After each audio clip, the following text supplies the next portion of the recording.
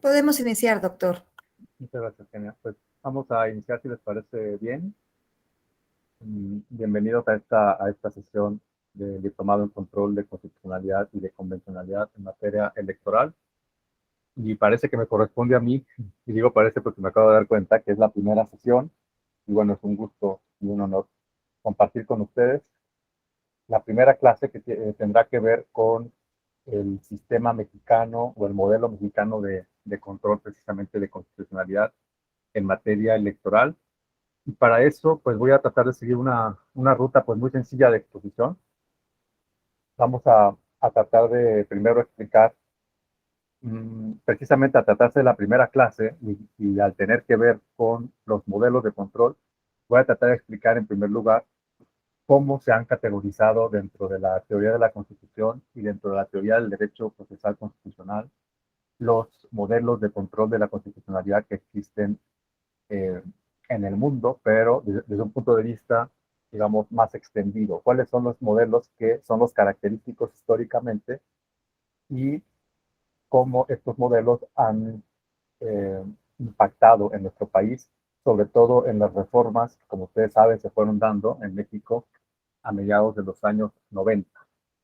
Esta parte de la exposición puede ser, la verdad, tan larga como queramos. Es un tema que tiene muchos detalles que podemos escudriñar, eh, que podemos analizar puntos por puntos, pero mi intención no va a ser desarrollar en esta cuestión histórica y teórica de cómo están configurando los modelos de control tanto aquí en el continente americano como en Europa, que son los modelos que nosotros en México nos tienen que tener específicamente, tenemos que poner atención en ellos, sino pues claro que me gustaría pasar directo después a cómo está construido nuestro país y aterrizarlo en la materia electoral para que nosotros tengamos una pincelada más o menos completa de lo que significa el modelo de control de constitucionalidad en materia electoral en México. Pero sí veo necesario al mismo tiempo que veamos desde el inicio histórico, porque si no lo hacemos así, muchas veces eh, podemos caer en la tentación de explicarnos nuestro modelo de control como si fuera un modelo único que no tiene que ver con otros factores externos. No nos preocupamos muchas veces, al menos esa es mi apreciación, incluso por los propios operadores, de ir a analizar de dónde viene la institución, ¿no? ¿Por qué llamamos a la Corte Tribunal Constitucional? ¿Por qué le decimos al Tribunal Electoral que es Tribunal Constitucional? ¿Por qué nuestro amparo finalmente nunca fue procedente en materia de derechos políticos? Es un poco extraño, un conjunto de cosas que fueron construyéndose y que tenemos que ir, digamos, al germen de las cuestiones, al menos el más básico, para explicarnos cómo nuestro sistema se fue configurando y nos mantiene las cosas tal y como están al día de hoy, ¿no? Esa es la intención de mi exposición entonces. Voy a irme entonces a unas diapositivas que ahora no estoy tan seguro si las tengo localizables, en donde me voy directamente a explicar dos modelos de control que todos nosotros no podíamos pasar por alto y que tenemos que sabernos cómo funcionan y cuál fue su origen en el mundo. Sin lugar a dudas, el, son dos modelos los que han caracterizado el sistema de control de la constitucionalidad en el derecho comparado, dentro del cual tenemos que incluir al caso mexicano. Voy a tratar entonces de compartir la pantalla. Ahí lo pueden ver ustedes. Sí, doctor, sí se ve. Ok, voy a ponerlo un poquito así, aunque sea un poquito más chiquito, pero es que si no, no los voy a ver. A ver. Ahí sí lo ven, ¿verdad? Ok. Entendemos que en el año de 1803, insisto, no voy a hacer el cuento largo, voy a tratar de no hacer el cuento largo, pero sí es muy necesario esos datos. La Suprema Corte de los Estados Unidos emitió una sentencia que es una sentencia paradigmática en muchos sentidos. Hay quien considera que esa sentencia incluso creó la propia idea de una idea contemporánea de constitución con la cual hoy trabajamos todas las democracias constitucionales. Se llama la sentencia al caso Marbury versus Madison. Puede sonar un poquito aburrido, pero esa sentencia construyó por primera vez en nuestra historia, en cualquier parte del mundo, la idea del control judicial de la constitucionalidad. ¿Y qué significa el control judicial de la constitucionalidad? Se consiguió por primera vez por parte de este Tribunal Supremo en los Estados Unidos, la última instancia y definitiva instancia en el sistema judicial norteamericano, que la Constitución no podía ser tomada en cuenta como una fuente más en el ordenamiento, sino que como consecuencia de su confección, de cómo se construyó, de cómo fue generada la norma, de cómo fue una norma fundante precisamente primero de una confederación y después de la federación estadounidense. Ahora mismo, pues, Estados Unidos cuenta con 50 estados en su territorio o entidades federativas. Se concibió que era una norma que, al ser una norma constituyente, imperaba en su normatividad o en su entendimiento judicial incluso, por encima de cualquier otra norma que estuviese generándose dentro del ordenamiento. El conflicto que se estaba dando era que una ley secundaria, como la conocemos en México, la Ley Orgánica del Poder Judicial, estaba estableciendo contenidos que no se reflejaban o no se consideraron que tenían una base en la Constitución de los Estados Unidos. Fundamentalmente, el problema se encontraba en que la ley secundaria estaba creando una institución que se llamaba mandamus, en donde pues, se posibilitaba que el Senado expidiera nombramientos judiciales. Marbury, que era el promovente, reclamaba que no se le estaba concediendo el cargo judicial que se le había conferido en una parte del procedimiento que era necesario para que asumiera el cargo. El procedimiento estaba conformado, digamos, por dos fases. Una fase en la que el secretario de Estado, que en su momento era un secretario de Estado de un partido diferente al partido que estaba en el poder en ese momento, había firmado y había dado su autorización en los nombramientos. Pero faltaba un sello específicamente que tenía que establecerse en el procedimiento, y ese sello no había sido formalizado por el secretario de Estado que estaba en ese momento en el cargo, que precisamente era Madison. John Adams, me parece que era el secretario que había expedido el nombramiento, y quien no había puesto el sello oficial para formalizar el cargo era precisamente Madison. Lo que decía Marshall entonces es que tenía derecho a ejercer el cargo con el cumplimiento de la primera parte del procedimiento, y que por lo tanto el secretario de Estado en vigor, se encontraba en funciones, solamente tenía que precisamente formalizar el cargo previamente autorizado. No les quiero hacer el cuento largo, pero la sentencia, ¿qué es lo que hace? La sentencia dice, avanza en muchas de las cuestiones jurídicas. Dice, en efecto, todas las personas que tienen un derecho, o pretenden, mejor dicho, que pretenden ejercer un derecho, hay que analizar si lo tienen como derecho adquirido, ¿no? Y si tienen la legitimidad y el interés jurídico para reclamar. En este caso, se le reconoce a Madison que tiene, a Marbury, perdón, se le reconoce a Marbury que tiene un derecho a la reclamación y que tiene un derecho a exigir que se le expida el nombramiento. Pero la Corte encuentra, a través de su ponente, que es un ponente muy famoso históricamente, ¿no? el Chief Justice John Marshall, que la Constitución de los Estados Unidos no preveía un instrumento a partir del cual esto fuera posible. Y que, sin embargo, la ley sí establecía algunos instrumentos de este tipo, y en donde precisamente Marbury reclamaba que se aplicara la ley secundaria para que ese nombramiento fuera perfeccionado. Entonces, habiéndole reconocido el derecho, la Corte, en la primera parte del razonamiento, llega a un punto en el que encuentra una antinomia entre las dos normas. Claro, es un ejercicio que hoy no haríamos en una sentencia, me parece, ¿no?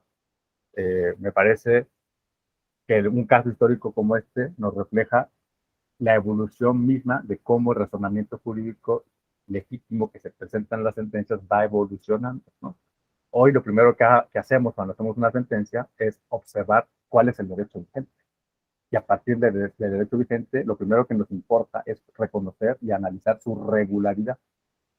Esto es, si la ley que vamos a aplicar pues es conforme a la Constitución, si no es incompatible o si no es contraria a la norma superior. Es lo primero que debemos analizar. En el caso Marbury no sucedió así. Es una cosa extraña, digamos, de la historia judicial, y sin embargo es el momento en el que se construye por primera vez en la historia del control judicial. Primero se reconoce el derecho como si fuera un derecho que tiene o debe su explicación a un concepto naturalista, ¿no? Es decir, no tenemos que apelar al ordenamiento para reconocerlo, y luego se va al contraste de las fuentes.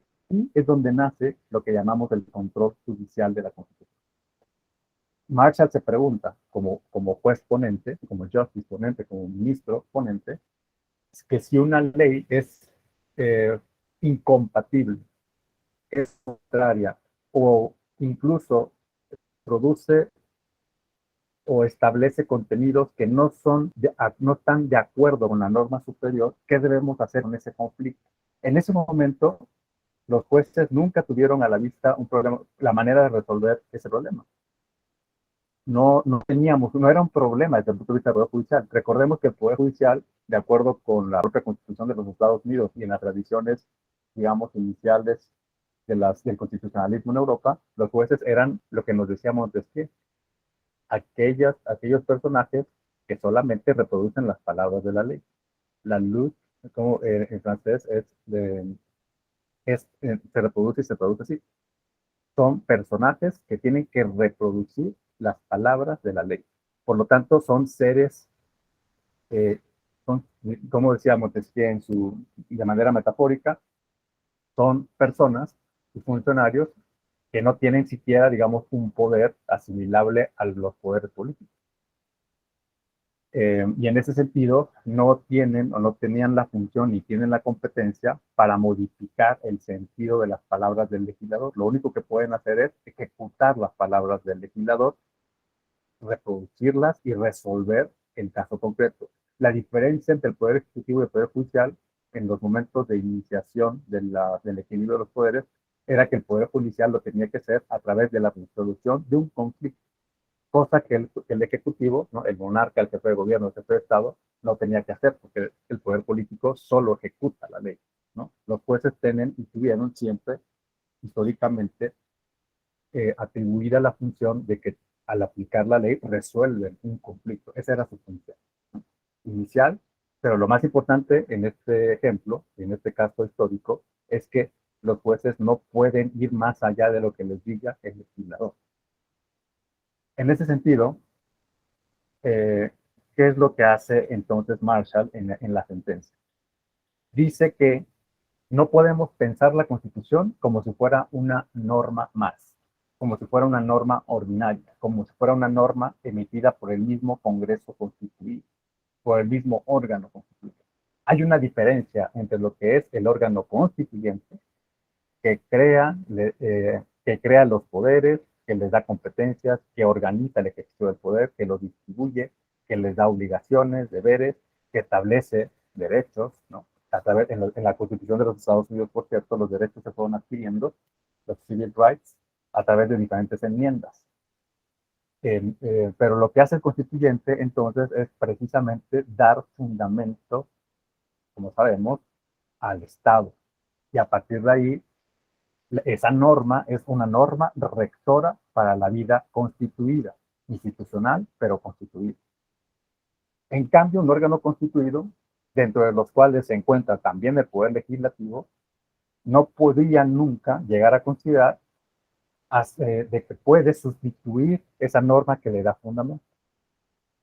Entonces, en la antinomia entre la norma superior y la norma inferior, nunca hubo duda de que la norma inferior le debía obediencia a la norma superior, cualquiera que fuera la materia correspondiente en conflicto.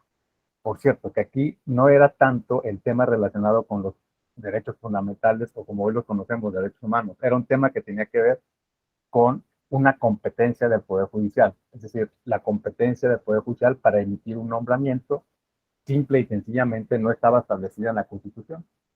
Por lo tanto, Marshall dice utilizó una expresión que en la academia se analiza muy, bueno, se tiene muy presente, porque es una expresión que se convirtió como en una lápida, ¿no?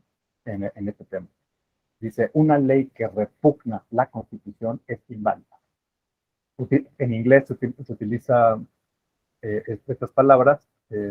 Claro, es una traducción muy libre, pero podemos traducirlo al español, me parece así, ¿no? Una ley que repugna a la Constitución es inválida. Eso quiere decir que el poder legislativo, a partir de ese momento histórico, siempre se pensó y se consideró subordinado a las normas constitucionales, pero lo más importante, incluso probablemente no sea eso. Lo más importante es quién se lo puede decir al poder legislativo. El poder legislativo se lo podía decir a sí mismo, es decir, el poder legislativo puede autocontrolarse y observar que ese razonamiento tenía que darse en ese sentido para disciplinar su competencia. Tenía que decírselo el presidente de la República, y Marshall dice que no, que quien debe decírselo es precisamente el Poder Judicial, porque el Poder Judicial actúa en nombre de la Constitución, actúa en nombre, más específicamente, del Poder Constituyente. Es una suerte como de representante del Poder Constituyente a la hora de hacer valer sus postulados, sus normas, sus lineamientos y directrices. Y entonces, a partir de este momento histórico, se reconoce que existe un control de los jueces a las normas del órgano legislativo. Decía yo que este tema se puede hacer largo o corto, ¿no? Pero observen ustedes que desde la teoría política eso ha sido un problema muy serio desde entonces. ¿Por qué? Porque ¿cómo es posible que un juez que no tiene una legitimidad democrática, que no es elegido por el pueblo, que no tiene, por supuesto, una, eh, una función que dependa de un mandato popular, por lo tanto, no goza de la legitimación que sí tienen los órganos electivos? Sin embargo, tiene la capacidad, la competencia y tiene la responsabilidad de echar abajo una determinación del órgano legislativo que sí tiene legitimidad democrática, que sí es elegido, que además actúa por consenso en representación de la sociedad. Entonces, el control judicial es uno de los grandes y más formidables temas de la historia del constitucionalismo y de la teoría constitucional, ¿no? Incluso en México, estoy haciendo especial énfasis en esto a propósito, porque en México se vuelve a discutir nuevamente el tema. Por ejemplo, en las propuestas de la reforma electoral, paréntesis rápido, se hace una propuesta en el sentido de que los magistrados del Tribunal Electoral del Poder Judicial de la Federación sean elegidos por voto popular. ¿Por qué alguien podría proponer eso? Bueno, pensando en que al no gozar los jueces electorales de una legitimidad de la cual pueda, o según la propuesta, abrevar a través de un voto popular, y teniendo facultades de inaplicación de normas, dice quien propone, pues hay que darle una legitimidad a través de un voto. Opinión rápida. Esa propuesta, entonces, no está comprendiendo adecuadamente cuál es la función del Poder Judicial desde los tiempos en que se originó el control judicial. ¿Cuál es la función? Ser un poder contramayoritario. Esto es un poder al que se le confía la capacidad, decía yo, de invalidar las normas emitidas por el órgano representativo y de esa manera hacer valer a través de resoluciones judiciales los contenidos de la Constitución a un órgano legislativo que, aún con la legitimidad democrática que tiene, no cuenta con las capacidades, las competencias para superar los contenidos de la norma superior que se le encarga con su cumplimiento y eficacia al Poder Judicial. De eso abrevamos en México cuando pensamos en nuestro Poder Judicial en la primera constitución independiente de nuestro país. Independiente no solamente porque le da la independencia constitucional a nuestro país, sino porque fue la primera constitución propia de nuestro país a principios del siglo XIX, la constitución de 1824. Esa era la idea que tenía ya los Estados Unidos eh, construida en su constitucionalismo cuando México decide tomar ese modelo como referencia para fundar su primera constitución federalista en 1824. Hay muchas instituciones de 1824 que están inspiradas en la Constitución de 1787 y en su, digamos, en su dinámica propia del momento histórico que se estaba viviendo, ¿no? Entre ellas, no solamente el control judicial, aunque no con todas las consecuencias, por supuesto, que ya se vivían en los Estados Unidos, y otro es el sistema federal, ¿no? que México adopta precisamente inspirado en el modelo norteamericano. Bueno, entonces, ¿por qué todo este rollo histórico? Bueno, porque entonces ahí nace, se entiende, el control difuso o norteamericano de control de la constitucionalidad de las leyes. Y es el que tenemos aquí en pantalla, el lado derecho, modelo norteamericano. Eh, Rápidamente, el modelo europeo es un modelo que pretendió contrarrestar las características fundamentales del modelo norteamericano y que fue creado, esto no hay una duda, digamos, profunda al respecto, y sí existe un consenso académico, doctrinario, historicista respecto a quién fue el fundador de este modelo, a partir de sus textos y a partir de su participación en sobre todo el modelo de control austriaco que surge a partir de la constitución del 1 de octubre de 1920 en Austria, cuando se pasa del imperio austrohúngaro y se pretende fundar la República Democrática de Austria. En esta constitución, el creador de este modelo se llama Hans Kelsen, que como ustedes saben es un teórico muy influyente en las ideas jurídicas del siglo pasado, pero que sigue siendo una figura muchos años después de su fallecimiento en muchas partes del mundo, precisamente no solo porque eh, es uno de los creadores de este modelo que funciona en la práctica, tanto en Europa como en América Latina hoy, sino porque fue un teórico muy sólido a partir de una cierta teoría del derecho y que, insisto, fue muy influyente en su momento, que es la teoría positivista del derecho, en una de sus concreciones en Kelsen, que fue la teoría pura del derecho. ¿Cuáles son las características del modelo europeo y por qué decimos que es un modelo que pretende contrarrestar las caracterizaciones del norteamericano? Bueno, porque prácticamente Kelsen fue construyéndolo a partir de la idea de lo que él consideró que eran las falencias, las deficiencias y los errores del modelo norteamericano. En el modelo norteamericano, decíamos, es cualquier juez el encargado de resolver una posible inconstitucionalidad de una norma, y nosotros después en el amparo en México decimos también de un acto de autoridad, y que por lo tanto tiene las competencias para revocar una determinación de una autoridad responsable, así le decimos nosotros, o para determinar la inconstitucionalidad de una ley al caso concreto. Entonces, la pretensión que puede hacerse valer en el control difuso norteamericano es una pretensión necesariamente individual, es decir, nace de una idea, de una pretensión a partir de una persona con un interés legítimo. En México, por ejemplo, le llamamos a este promovente, desde los tiempos del amparo del siglo pasado, le llamamos agraviado, le llamamos sobre todo promovente, le llamamos, ¿cómo le llamamos? Demandante de amparo. Se me está pasando una palabra que yo siempre he criticado mucho. Le decimos gobernado en el concepto de que es la persona que sufre la violación de la garantía individual antigua, ¿no? Pero es el quejoso en el amparo, ¿no? Tiene que ser entonces a partir de un concepto de violación.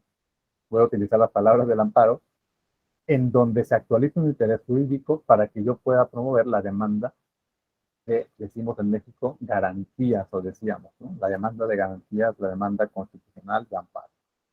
No hay, bueno, me salgo del amparo porque quiero hablar de los Estados Unidos. Entonces, es similar a lo que aquí conocemos como un quejoso, ¿no? Una persona que sufre o siente que sufre una violación a un derecho individual y por lo tanto la pretensión siempre va a ser una pretensión que nace de un derecho público subjetivo, ¿no? En los Estados Unidos no hay causas específicos para reclamar la inconstitucionalidad de una norma. Es decir, yo puedo reclamarlo en un juicio ordinario civil, en un juicio laboral, en un juicio administrativo, en un juicio mercantil. No interesa la materia. Lo que interesa es que yo evidencie en mis razonamientos que las violaciones posibles a mi derecho individual provienen de la ley. Yo se lo invoco a cualquier juez que sea el competente en su momento.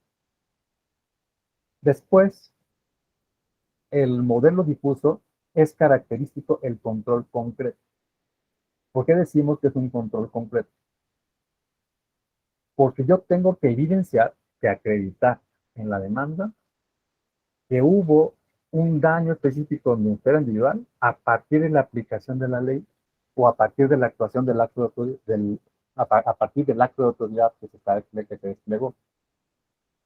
Si yo invoco la violación de mi derecho a partir de lo que la ley dice o lo que la ley establece, yo le voy a llamar a eso control concreto, porque lo estoy invocando a partir de la aplicación de la ley.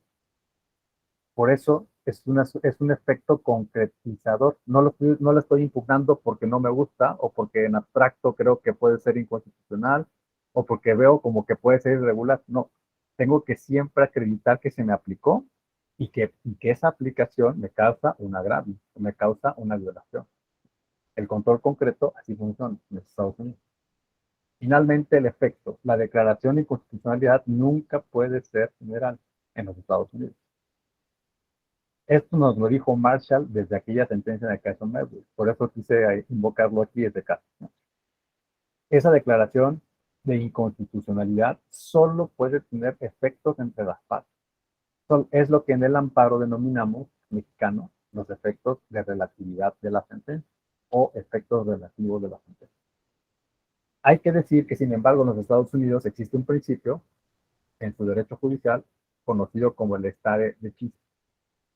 ¿Y eso qué significa? Bueno, que funciona más o menos como en México. Es decir, cuando, sin embargo, el asunto llega a distintas instancias en la jerarquía judicial y llega, por ejemplo, en los Estados Unidos a la Suprema Corte, si la Corte decide utilizar su poder de selección del caso, entonces la Corte puede emitir una jurisprudencia obligatoria para el resto de la estructura judicial.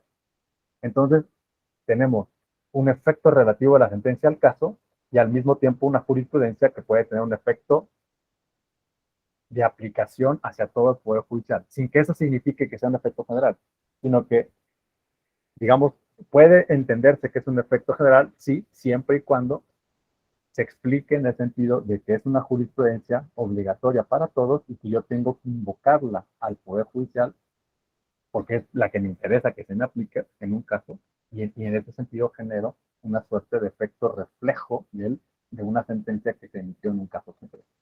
Pero no es un efecto general a partir de una primera sentencia y esa primera sentencia ya establezca un efecto que denominamos, los latinazgos no los estamos tratando de eliminarlos, pero en este caso es muy representativo, un efecto erga omnes. No, no queremos ese efecto porque no se puede generar en los Estados Unidos.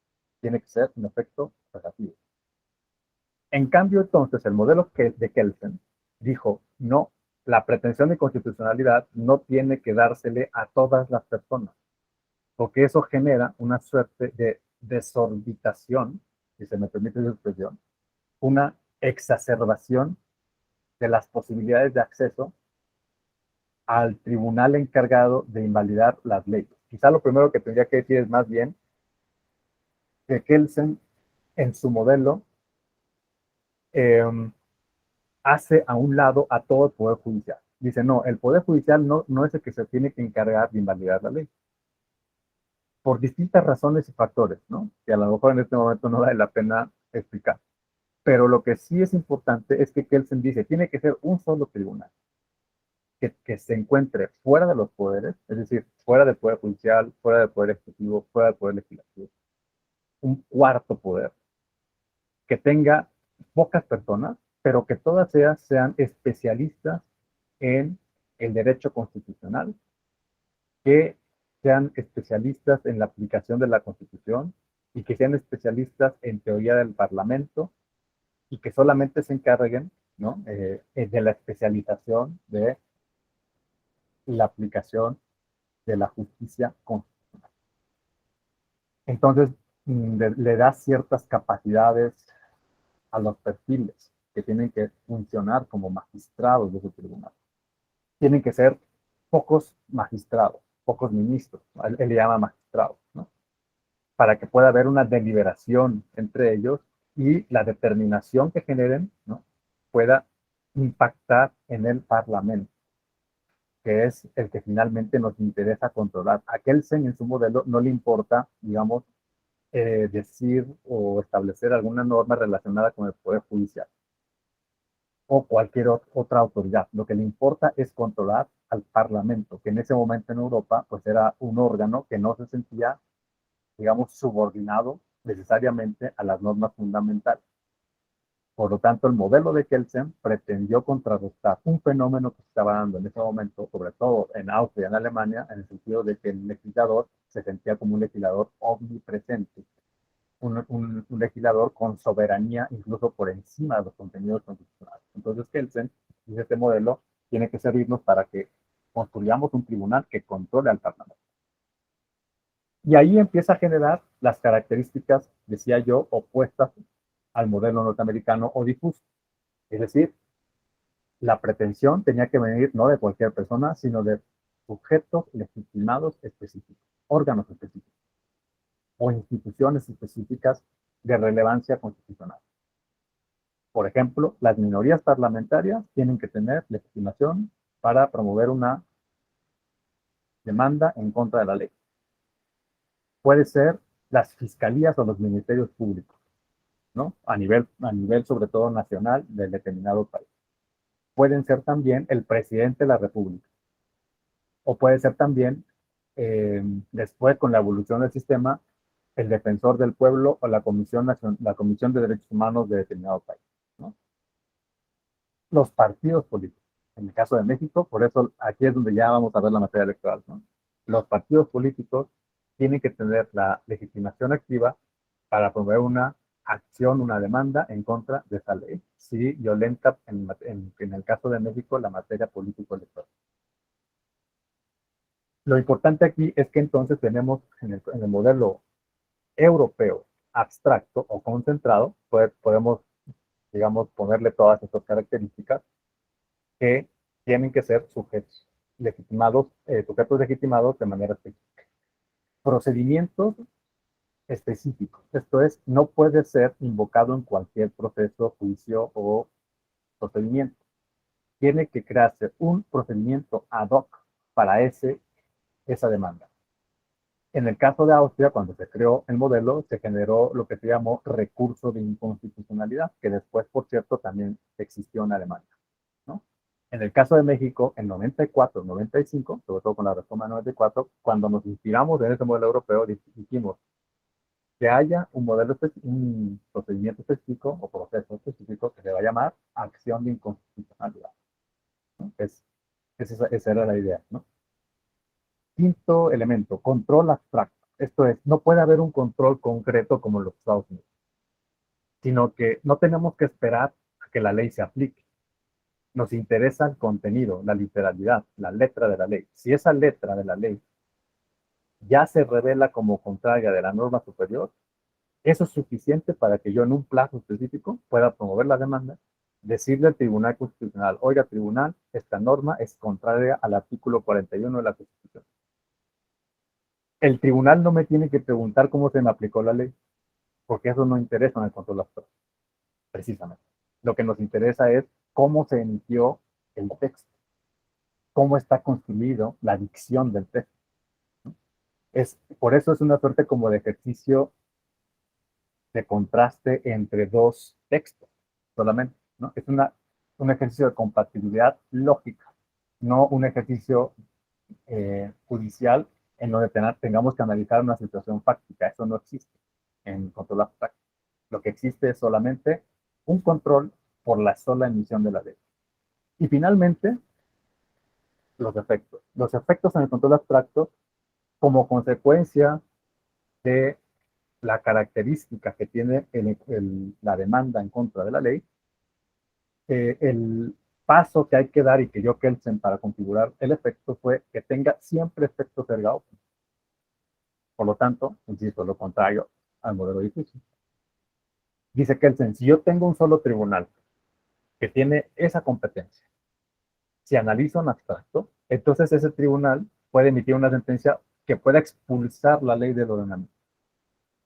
Es decir, decirle al legislador, tu ley no vale, porque es inválida. Por lo tanto, no tiene vigencia y desde este momento tiene un efecto derogatorio. En alguna doctrina se le conoce a este efecto como un efecto con fuerza de ley, porque es lo mismo que si fuera una derogación, con la diferencia de que quien emite ese efecto derogatorio es el Tribunal Constitucional. Estos son, digamos, las características de estos dos grandes modelos y que no hay duda en que son los existentes en el mundo. Por supuesto, a partir de estos dos, ha habido combinaciones, mixturas, ha habido modelos que se les llaman híbridos, ¿no? Que combinan, por supuesto, los elementos de uno y otro. Estos elementos se explican desde un punto de vista dogmático, académico. O sea, en realidad, nunca ha habido en el mundo un funcionamiento de un modelo perfecto, como estos elementos que acabo de poner aquí, y que todos engranados con todo el detalle y lujo de detalles, y que así haya funcionado un determinado esquema. No, son esquemas que permiten categorizaciones de los modelos, pero que no ha habido nunca en la práctica un perfeccionamiento en la dinámica y en la práctica de estos elementos. Incluso el propio modelo austriaco tuvo combinaciones que le permitieron, por ejemplo, admitir la existencia de un juicio de amparo en Austria, con lo cual pues ya Kelsen ya no cabía necesariamente en el esquema que él había diseñado desde el principio como parte, como un protagonista de los proyectos que se llevaron a cabo para construir la Constitución austríaca. Bueno, lo que me interesa decir es que en el caso de México tenemos elementos de los dos modelos y que no podemos explicar aquí cómo llegaron, quizá algunas cosas sí, pero tenemos elementos hoy en 2022 de los dos modelos y además tenemos en México un modelo externo a estos dos que se combina precisamente con estos dos modelos y que es nuestro modelo específico de amparo. Y que es muy importante porque el propio esquema mexicano impactó en otros sistemas constitucionales en el mundo, ¿no? A partir sobre todo del juicio de amparo eh, que se reconstruyó en la Constitución de 1917, pero que fue creado en sus características principales a mediados del siglo XIX. ¿Cuáles son esas, digamos, características fundamentales del amparo mexicano y que no tuvieron otros modelos en el mundo? Bueno, principalmente pensar en que ciertos tribunales, en el caso nuestro, los tribunales federales, se encargaran de analizar posibles violaciones a las entonces denominadas garantías individuales a partir de derechos públicos sucesivos. Luego, que ese juicio de amparo tuviera, no solamente fuera competencia para juzgar la federación en los diferentes tribunales, por cierto que al principio no existían tribunales colegiados de circuito, eran competencia de los jueces de distrito, y la última instancia de ese análisis, ¿no?, a través de los recursos del amparo, lo fue la Suprema Corte de Justicia de la Nación. Los efectos que se le pudieron dar a las sentencias desde el principio fueron los efectos relativos, esto es, lo que nos decían los norteamericanos que funcionaba en el control difuso. Se creó un sistema de jurisprudencia propio, esto es, un sistema que tuviera en cuenta la reiteración de criterios por parte de los tribunales superiores, estoy hablando de la Corte en su jurisdicción, y por otro lado, cuando se crearon los tribunales colegiados, los colegiados de circuito, a través de la reiteración en 5 sentencias sin ninguna en contrario, se introdujo el sistema por contradicción de tesis y luego se introdujo también la posibilidad de interrumpir la jurisprudencia y sustituirla por otra. Bueno, todos los demás principios del amparo que nosotros conocemos son muy propios de nuestro constitucionalismo mexicano. Entonces, hoy lo que tenemos es una combinación de estos dos modelos, el sistema mexicano y además tenemos un subsistema, que es el sistema electoral, que se combina y se engarza con el modelo, sobre todo, de la Suprema Corte, a través del control abstracto de constitucionalidad de las leyes. Y ahí es donde quiero ir con otra diapositiva. Pues, a ver si lo tengo por acá. No sé si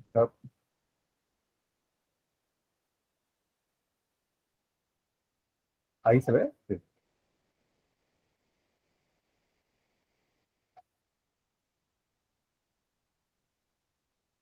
Entiendo que ahí se ve, ¿verdad?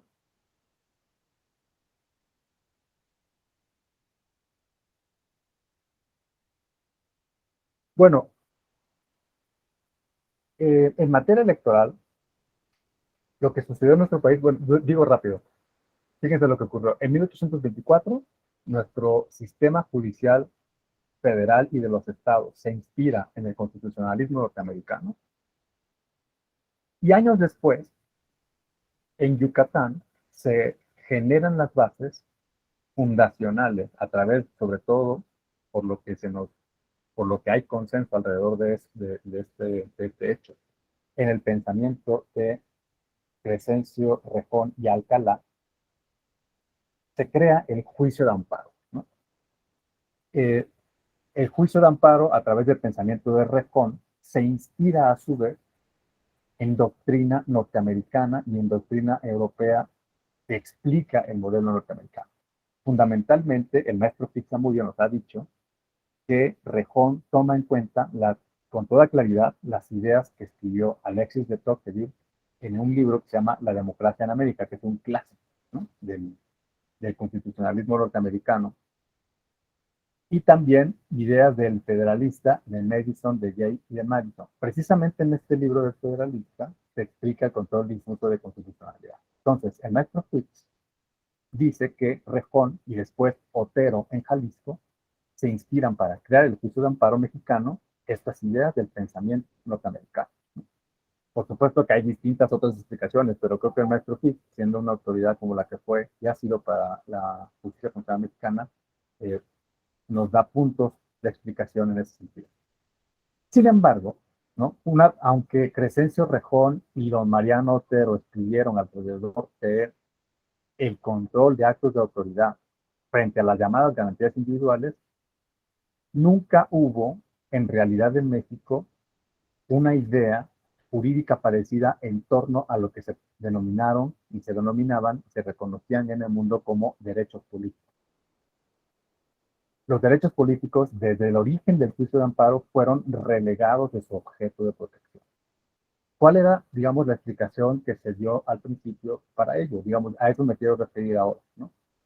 De alguna manera, una de las causas principales fue una explicación formalista de nuestra Constitución. Sabemos que nuestra cultura jurídica constitucionalista abrevó mucho de una comprensión del derecho constitucional a partir de la idea de el anticreacionismo judicial, vamos a decirlo así, es decir, lo que establecía el artículo 102 en ese momento en la Constitución del 57, que constitucionaliza y federaliza el amparo en México, era que los derechos políticos no se encontraban dentro del capítulo de garantías individuales.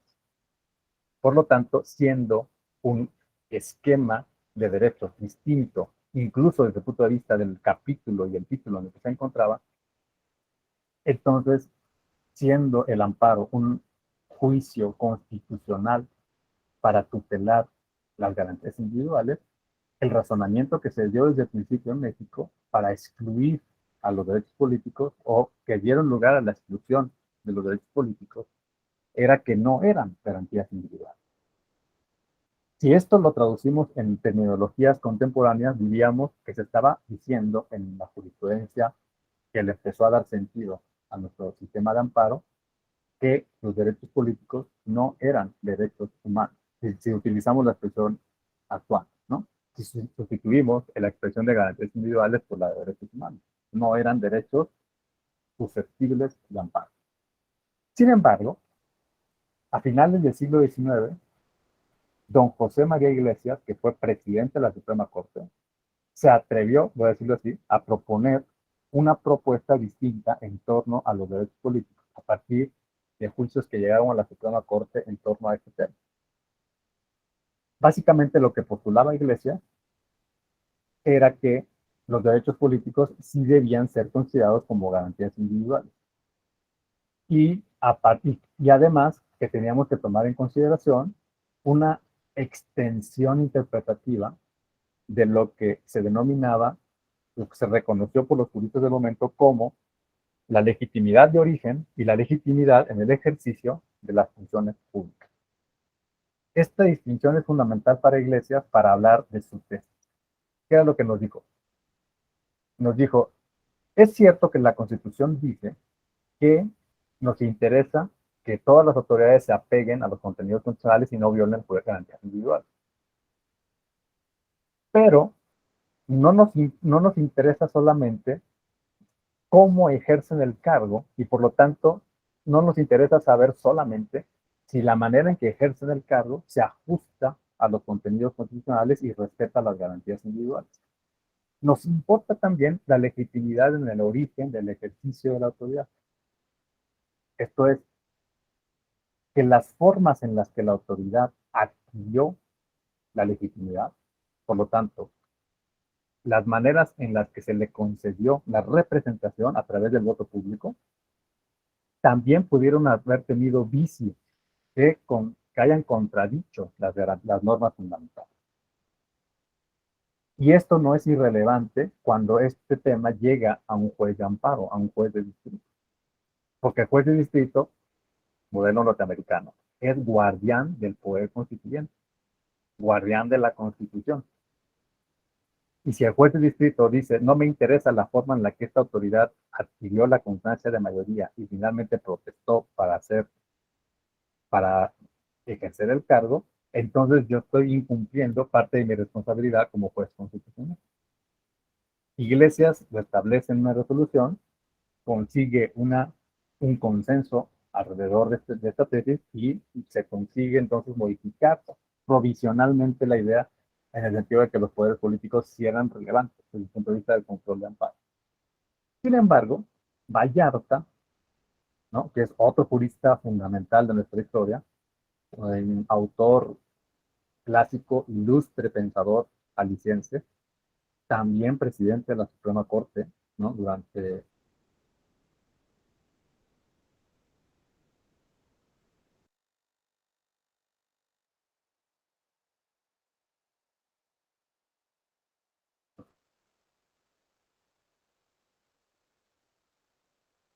posturalmente lo que nos dice Vallarta, don Ignacio Vallarta, dice, es muy cierto lo que nos dice el señor ministro don José María Iglesias, pero hay una cuestión fundamental aquí y que no podemos pasar por alto. La legitimidad en el origen de las autoridades, lo que a donde nos coloca como Poder Judicial de la Federación, es a la posibilidad de que el Poder Judicial se inserte en cuestiones políticas. Entonces se invoca una doctrina norteamericana que se denomina en la jurisprudencia norteamericana como las llamadas political questions, que es que traducida al español sería como cuestiones políticas no justiciables o cuestiones políticas que se quedan fuera de la impartición de justicia, fuera de la judicatura, fuera del alcance de los jueces. ¿Y por qué Vallarta hace esa afirmación? Porque nos dice, si considero que los jueces del distrito y el Poder Judicial de la Federación en general se involucren en el análisis de cómo votó una persona, de cómo la persona insertó la boleta en una mesa directiva de casilla, de cómo el legislador realiza la calificación de la elección, de cómo el legislador finalmente realiza el procedimiento de asunción en el cargo y de la protesta del cargo de la autoridad, el Poder Judicial quebranta y desequilibra y viola la división de los poderes. Ese es un tema que le corresponde a los poderes políticos y en el que el Poder Judicial no debe involucrarse, porque lo que debe hacer el Poder Judicial es resolver los conflictos a través de un juicio de amparo si se trata de un juez federal. Conflictos en los cuales no nos importa las formas en las que la autoridad asume el cargo. Lo que nos interesa es cómo realiza el cargo a partir de ese primer día en que ya ejerce la autoridad. Por lo tanto, Vallarta logra el consenso contrario a Iglesias en la Corte y a partir de ahí es tan fundamental ese criterio. Este me parece que es uno de los más grandes criterios y profundos del constitucionalismo mexicano en nuestra historia. Fíjense que es un criterio preconstitucional y que nos tiene hoy en las maneras en las que nos encontramos, institucionalmente hablando. Es decir, Vallarta es un pensador que se involucró tanto en la construcción de nuestro sistema que hoy mismo, en 2022, a partir de lo que él estableció, o él, digamos, apuntaló con su tesis y finalmente logró el consenso en la Corte, hoy tenemos las estructuras que tenemos en México, ¿no?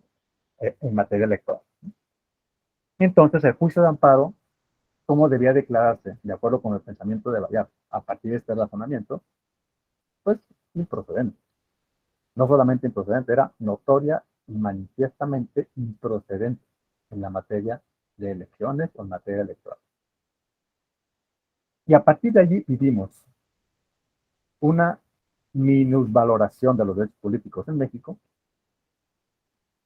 Llega la Constitución del 17, se mantiene el criterio, se mantiene la improcedencia, pero sobre todo se legaliza, bueno, se constitucionaliza y luego se establece una base en la Ley de Amparo de 1936, que tuvo una vigencia de muchas décadas en nuestro país, nada menos todas las décadas del partido hegemónico en nuestro país. Tuvimos una ley de amparo que decía en una de sus fracciones, juicio de amparo sin procedente en contra de la materia electoral. Entonces, durante todo el siglo XX prácticamente, tuvimos dos maneras de explicar la ausencia de control judicial de la constitucionalidad en México en materia de derechos políticos. Primero, porque no eran garantías individuales. Eso ya venía del siglo XIX y se construyó doctrinalmente así. Voy a mencionar un libro que lo dice y lo explica así, para que ustedes vean la influencia que tuvo en la consolidación de la jurisprudencia en ese sentido. Y es el de las garantías individuales de don Ignacio Burgos, que es un libro, yo diría, importantísimo para México, ¿no? Por la influencia que tuvo, por las maneras en las que se insertó en el pensamiento judicial, por las maneras en las que consolidó un criterio en ese sentido, ¿no? Y en muchos otros. Pero este es el primer elemento de explicación. No son garantías individuales, pues no debo proteger. Dos, la ley de amparo. Además, establece una improcedencia absoluta en materia de derechos políticos.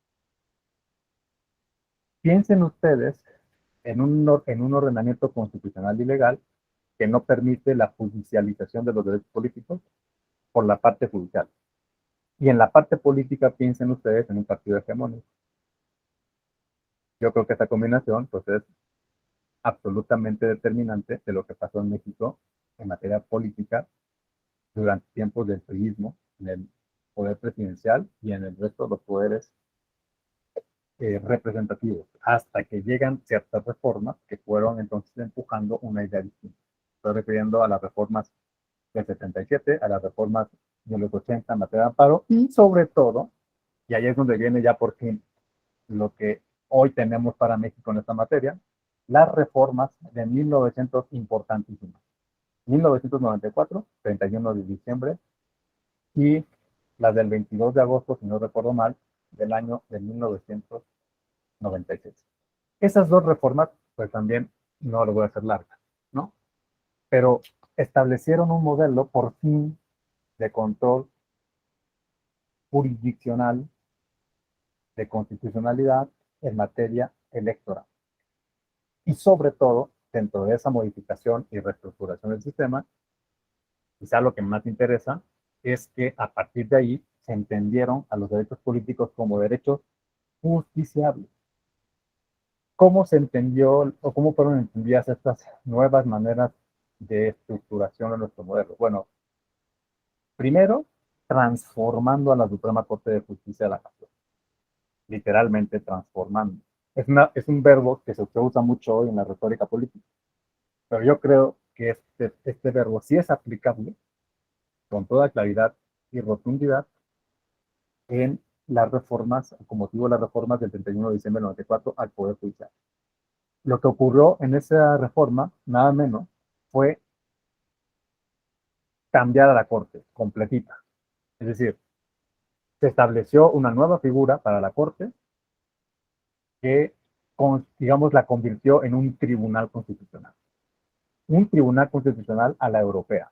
Después de que en el siglo XIX, como mencioné, tanto el amparo como el sistema constitucional en general se inspiró en el modelo norteamericano, en el 94 dijimos, no nos satisfizo y no nos está haciendo adecuada nuestra estructuración judicial a partir de una idea norteamericana.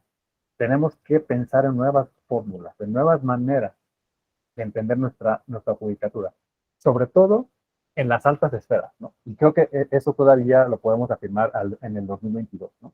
No tenemos todavía una reforma a nivel local que permita una transformación a nivel de las entidades federativas.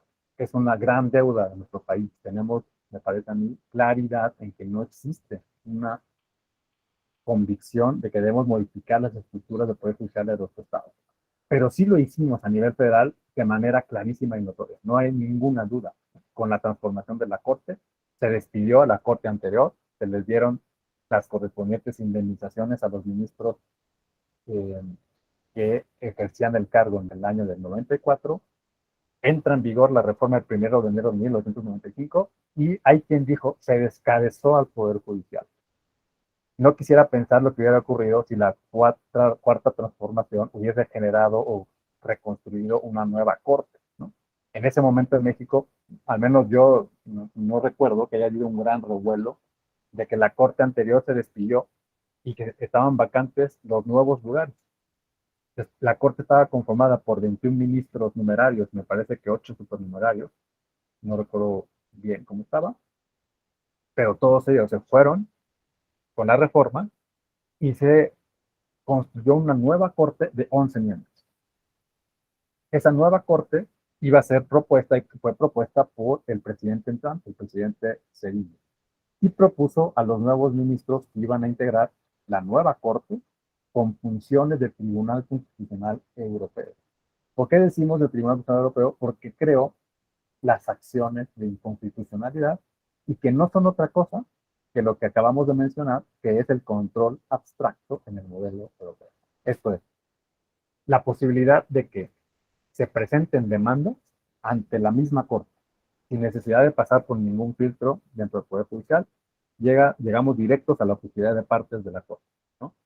Número dos, se concede un plazo para que eso sea posible y podamos analizar la constitucionalidad de las normas.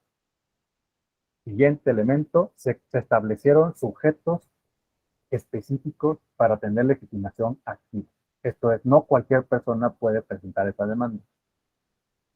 Es decir, lo que yo comenté, que es el pensamiento kelseniano. A partir de entonces, oh sorpresa, elemento kelseniano. Minorías legislativas. ¿Quiénes podían ir a impugnar la norma? El 33% de los integrantes de la Cámara de Diputados. El 33% de los integrantes de la Cámara de Senadores. El 33% de los integrantes de las cámaras de diputados de los estados, cualquier estado, excluido en ese momento la Ciudad de México, porque era considerado por supuesto, distrito federal, cuya Asamblea de Representantes no tenía las mismas características que ahora tiene ya la Cámara de la Ciudad de México. Se estableció también que tuviera legitimación activa la Procuraduría entonces General de la República. Y se estableció también que tuviera legitimación activa después, con reformas posteriores, otros sujetos legitimados, ¿no? En una primera oportunidad, estos eran los sujetos legitimados. Los más importantes, sin ninguna duda, eran las minorías de las cámaras.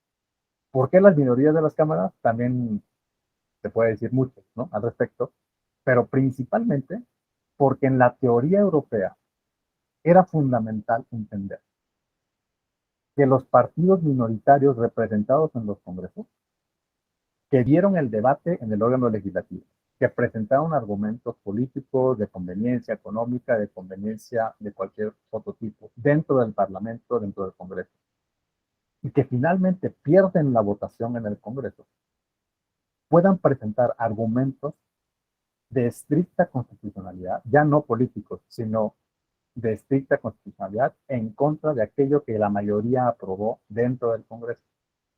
Es decir, los primeros interesados en que la norma emitida y que tiene vigencia como consecuencia de la votación mayoritaria alcanzada por 50+1 las cámaras son las minorías legislativas. Por lo tanto, la Constitución mexicana se hizo cargo de eso y creó la posibilidad de que el 33%, por lo tanto, de alguna manera una minoría grande, lo voy a decir así porque a nivel comparado ese porcentaje es muy alto, ¿no? Pero sin embargo ha funcionado, digamos, medianamente bien durante 27, 28 años que hemos tenido este sistema. Las minorías tienen que, en la práctica, consensar entre ellas, juntar las firmas, como está sucediendo, por cierto, todos los días, ahora ya con la dinámica que tenemos en México, juntan las firmas, se consensan entre ellos los grupos minoritarios que no concedieron su voto a favor de la ley y presentan la demanda ante la Suprema Corte en contra de esa legislación en abstracto. Como mencioné al principio, en abstracto, ¿qué significa? Pues que no me interesa la aplicación. No tenemos que justificar ninguna aplicación de la ley porque la abstracción significa que voy en contra del texto de la ley, ¿no?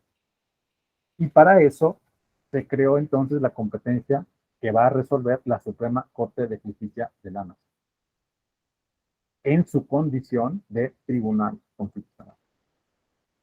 A esto le llamamos, en México, desde entonces, 94-95, nuestro sistema de control judicial abstracto y concentrado. Por abstracto, por lo que ya mencioné, y concentrado porque la Suprema Corte de Justicia de la Nación es el único tribunal en México que tiene esa competencia, como es precisamente el prototipo de un tribunal constitucional en Europa en este momento. Por ejemplo, esta competencia la tiene Austria, la tiene el Tribunal Constitucional Federal Alemán, en donde se llama así control abstracto, la tiene el Tribunal Constitucional Español, a través de lo que ahí se conoce como recurso de inconstitucionalidad, y la tienen muchos otros tribunales de Europa del Este. Por ejemplo, el Tribunal Constitucional de Polonia, el Tribunal Constitucional de Hungría, el Tribunal Constitucional de Rumania, el Tribunal Constitucional de Turquía, entre otros muchos que adquirieron esa figura, sobre todo allá, por cierto, en años muy similares a los que se adquirió en México, después de la caída del muro de Berlín en 1989, que fueron creando democracias que fueron involucrando la creación de tribunales constitucionales.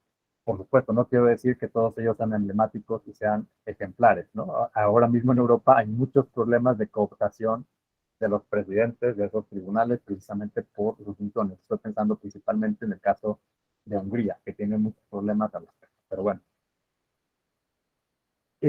eso por una parte. Entonces la Corte mexicana, yo lo voy a decir además con toda esa, lo voy a decir a propósito, la Corte mexicana es un tribunal constitucional a la europea. Y después tenemos un control concreto como consecuencia de toda la evolución de nuestra historia judicial de la constitucionalidad. Pero que en la materia electoral, ¿no? Me voy a concentrar ahí porque un control concreto y difuso siempre existió en el juicio de amparo mexicano, es decir, las competencias de los tribunales colegiados de distrito y jueces de distrito. Ahora no me voy a meter al debate, por cierto, que existe ahí en el amparo, de si eso es control concentrado o no, porque eso es un tema que bueno, puede llevarnos a discusiones en donde son más bien discusiones académicas, pero yo creo que no es así. Todo el amparo es un control concreto y difuso toda la vida, ¿no? A pesar de que el Poder Judicial nunca lo comprendió así. ¿Qué pasó en la materia electoral? En la materia electoral, en el año del 96, se crea por fin un tribunal que va a permitir, en última y definitiva e inatacable instancia, resolver los conflictos relacionados con las elecciones y específicamente, posteriormente, de manera enfática, aunque desde ese momento sí lo fue, por supuesto, en materia de derechos políticos. Y lo denominamos Tribunal Electoral del Poder Judicial de la Federación. Este tribunal tiene un antecedente de un tribunal que se creó con ciertas características de descentralización administrativa y cierta autonomía institucional en el año de 1993 y aún en años anteriores. El llamado Tribunal Electoral de la Federación, que se conoció en su momento como TRIFE en el 93, con la reforma del 96, este tribunal se reconvierte y sobre todo se hace formar parte del Poder Judicial de la Federación, que a mí me parece que fue un acierto tremendo en nuestra historia. Y a partir de entonces se configuró con una estructura interna que mantiene una sala superior conformada por 7 magistradas y magistrados y salas regionales que se iban a encargar de manera permanente por primera vez también de resolver los temas que tuvieran que ver con las circunscripciones en donde mantienen precisamente jurisdicción al día de hoy, con la creación en el año de 2014 de una sala regional especializada, por cierto, regional en el nombre, pero nacional en la práctica, ¿no? Las salas regionales hoy son entonces 6 salas conformadas cada una por 3 magistrados. Sus competencias están establecidas y quedaron establecidas desde entonces, desde 1996. Ese va a ser nuestra punta de ancla o nuestra base fundamental para la jurisdicción electoral, el artículo 99. Y posteriormente, también hay que tomar en cuenta, dentro de este sistema, a los tribunales electorales de las entidades federativas, cuya base constitucional se recogió y se recoge en el artículo 116, es decir, el artículo que establece las bases de organización y competencias del poder público en los estados de la República. No es casualidad que en el 115 tengamos el régimen de los municipios y en el 116 el régimen de las entidades federativas, dentro de las cuales se está colocando la base de los tribunales electorales de la República. El Tribunal Electoral, a través de la Sala Superior, entonces, es un tribunal que adquirió una relevancia constitucional y que además se le dotó de una competencia definitiva e inatacable, incluso frente a la Suprema Corte de Justicia de la Nación. Es decir, lo que se hizo en México con esta reforma fue de verdad un salto cuántico en la creación del sistema de control judicial en materia electoral. Pero en ese mismo año, en 1996, además, en el 94 se establecía en el artículo 105, por cierto, no dije dónde están las acciones, en el 105, fracción primera de la Constitución, ahí se estableció en el año del 94 que estas acciones de inconstitucionalidad eran improcedentes en materia electoral. Es decir, había una causa de improcedencia explícita en leyes electorales. Fíjense, a pesar de que la reforma del 94 dijo, la Corte va a ser nuestro tribunal constitucional, va a resolver cualquier tema que tenga que ver con el poder legislativo, va a haber un control abstracto, va a ser muy bueno. Sin embargo, el poder reformador estableció que la materia electoral no iba a formar parte de las acciones de imposición. En el año del 96, sin embargo, se elimina esa improcedencia. Por eso se hace tan importante la reforma en esta materia, ¿no? Se dice, la Suprema Corte ya va a poder resolver además controles abstractos en materia de leyes electorales a partir de 1996. Solo que en el artículo 99 se dejó establecido de manera literal lo que dice hoy. Dice, el Tribunal Electoral es la última instancia definitiva, inatacable en materia electoral, pero con excepción de lo que para la Suprema Corte se dice en el artículo 105, fracción primera. ¿Qué significa ese importante párrafo para nuestro sistema? Significa que la Suprema Corte es el tribunal constitucional para resolver en abstracto la constitucionalidad de las leyes electorales. Y que una vez que la Suprema Corte agota esa competencia, emite una sentencia, a partir de entonces la Corte deja de ser un tribunal para cualquier otro conflicto electoral. Es decir, termina su papel de jurisdicción frente a esa ley. Ya no va a volver a ver esa ley. solamente la ve en la fase de control abstracto. Una vez que eso se resuelve y se empieza a aplicar esa legislación de conformidad con lo que nos diga las sentencias de la Corte, si es que las leyes electorales se impugnaron, como sucede, por cierto, en la práctica todo el tiempo, entonces el Tribunal Electoral resuelve ya en definitiva instancia, a través de los distintos recursos con los que cuenta el tribunal. En cualquiera de esos recursos se puede invocar un problema de constitucionalidad desde 1990. Esto es, juicios de inconformidad, recursos de apelación, juicios de revisión constitucional, eh, incluso pues, otro tipo de juicios que resuelve la Sala Superior, como los recursos de reconsideración, que son los recursos en donde específicamente la ley de medios se dice que se deben invocar agravios relacionados con las cuestiones constitucionales y ahora también se dice convencionales por jurisprudencia en materia de derechos políticos. Y la Sala Superior se convierte en un tribunal constitucional en materia electoral, especializado en la materia electoral. Esto es una particularidad mexicana. No existen en el mundo, digamos, al menos en los sistemas occidentales, modelos parecidos al mexicano. En América Latina se fueron creando estos tribunales electorales, aunque no es, digamos, la regla en los sistemas nacionales latinoamericanos. Probablemente el Tribunal Electoral Superior o Supremo de Costa Rica sea un modelo inspirado parecido al mexicano. Probablemente el Tribunal Electoral de Panamá esté en ese sentido. Y por lo que escuché últimamente, el Tribunal Superior Electoral de Brasil también puede tener esas características, pero no es un modelo, digamos, muy arraigado en el mundo, ¿no? México tiene un sistema muy particular en este tema y por eso nos obliga, primero, a entender los modelos históricos y luego a ver cómo fueron fusionándose y combinándose con nuestras otras particularidades y generar nuestro sistema actual. Bueno, además de eso, además de la Corte, del Tribunal Electoral, nos es relevante conocer y saber que existe lo que hemos denominado, bueno, existe para México porque forma parte de ese sistema, el llamado Sistema Interamericano de Derechos Humanos.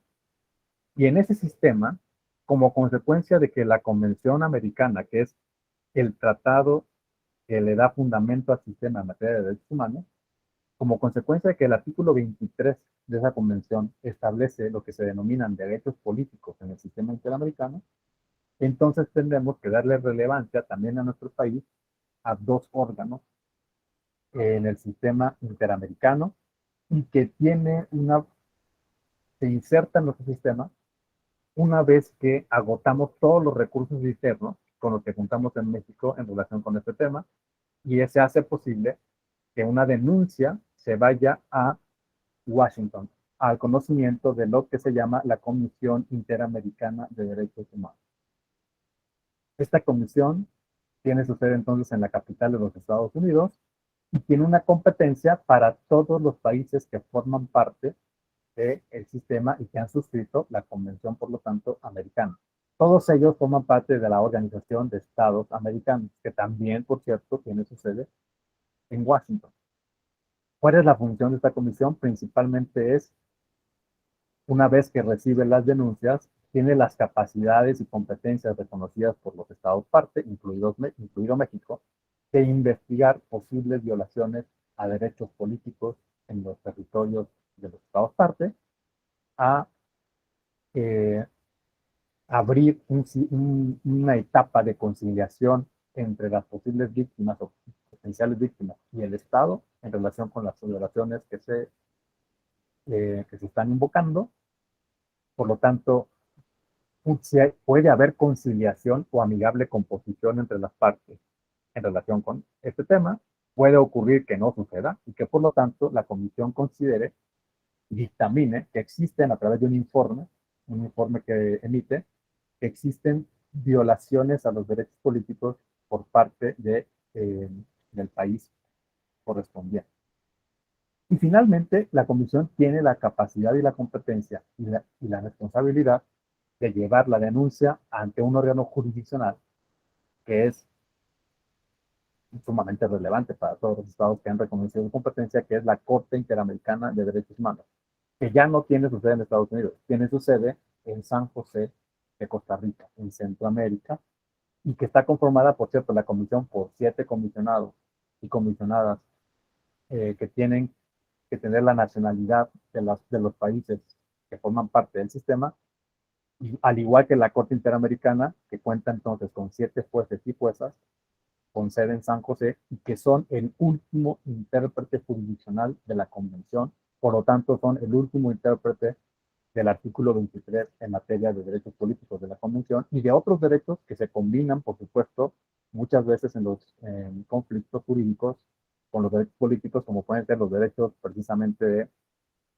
en materia de igualdad, de no discriminación, derechos de personas en situación de discapacidad, derechos de personas en situación de adultez mayor, eh, derechos de las mujeres, prohibiciones y sanciones y erradicaciones de la violencia en contra de la mujer. Y lo tengo que mencionar porque estos tratados, estos protocolos adicionales al tratado, a la Convención Americana, han sido fundamentales, por ejemplo, para el trabajo que realiza nuestra sala superior en el Tribunal Electoral en México, porque ha utilizado estas fuentes para emitir un conjunto de criterios que le han permitido establecer obligaciones directas en materia electoral cuando hablamos sobre todo de lo que denominamos violencia política de género. ¿No? Solamente por poner un ejemplo, porque hay muchos otros criterios interamericanos y tratados de observaciones generales y de comités de Naciones Unidas, por ejemplo, que han tenido una gran influencia en esta justicia. Por eso es tan relevante que cuando pensamos en el modelo mexicano, pensemos que existe un sistema interno con esta estructura que mencioné y además un sistema supranacional que es extraordinario, excepcional, subsidiario, es decir, tiene estas 3 características por lo menos, pero en donde ya tenemos precedentes donde esa corte, primero, donde esa comisión y donde esa corte nos condenó a México, condenó a su país, por violar derechos que tuvieron que ver, que estuvieron relacionados con un tema de derechos políticos. Probablemente no podamos afirmar que nuestro país fue condenado por un tema de violación directo a derechos políticos. Me estoy refiriendo al caso Castañeda. Pero sí fue condenado por un tema en donde el señor Castañeda Guzmán reclamó el ejercicio efectivo que le fue, según él, y así logró acreditarlo, negado por las autoridades mexicanas en materia de derecho de acceso al cargo público y representativo, al pretender, en su momento, al haber pretendido ser un candidato sin partido, que le era negado por la ley, ¿no? Fíjense cómo sale a la luz el tema del control judicial.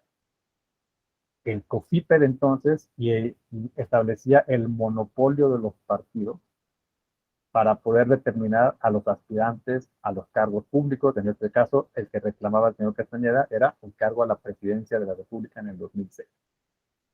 Como el COFIPE le negó la posibilidad de manera literal, y como nuestras autoridades electorales se lo negaron igualmente, como consecuencia de la aplicación de la ley secundaria que era el COFIPE, sin que esas autoridades electorales hicieran un control judicial de ese monopolio o de esa exclusividad de los partidos políticos, el Estado mexicano fue condenado por esa resolución reiterada que se dio a nivel interno.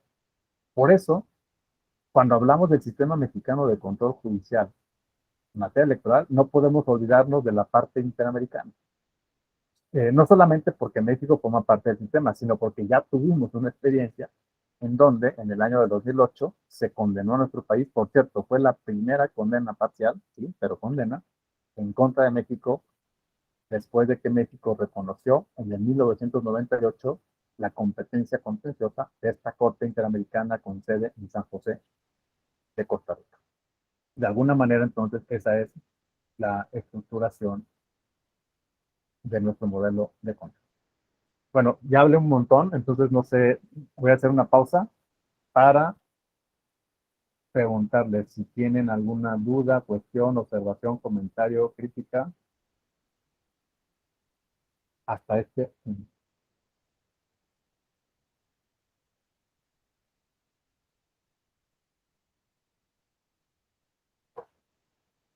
desacuerdos también, todo.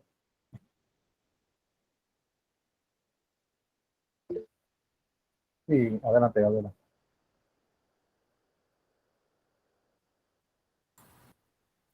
Buenos días, doctor. Buenos días a todas y a todos. Em,